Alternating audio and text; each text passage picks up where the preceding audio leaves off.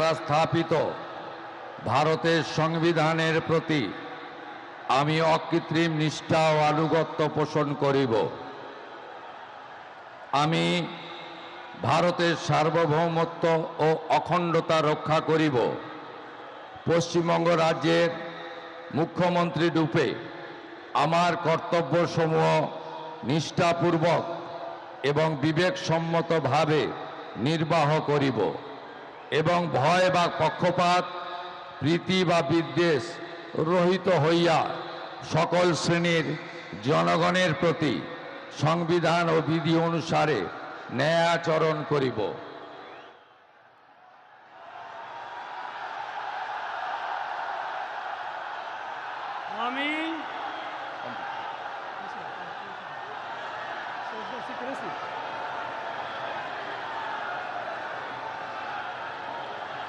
আমি শুভেন্দু অধিকারী ঈশ্বরের নামে শপথ করিতেছি যে পশ্চিমবঙ্গ রাজ্যের মুখ্যমন্ত্রী রূপে যে কোনো বিষয় যাহা আমার বিবেচনার জন্য আনীত হইবে বা আমি জ্ঞাত হইব, তাহা মুখ্যমন্ত্রী রূপে আমার কর্তব্যসমূহের যথাযথ নির্বাহের জন্য যেরূপ আবশ্যক হইতে পারে তদ্গতিকে আমি প্রত্যক্ষ বা পরোক্ষভাবে কোনো ব্যক্তি বা ব্যক্তিগণের নিকট জ্ঞাপন করিব না বা প্রকাশ করিব না।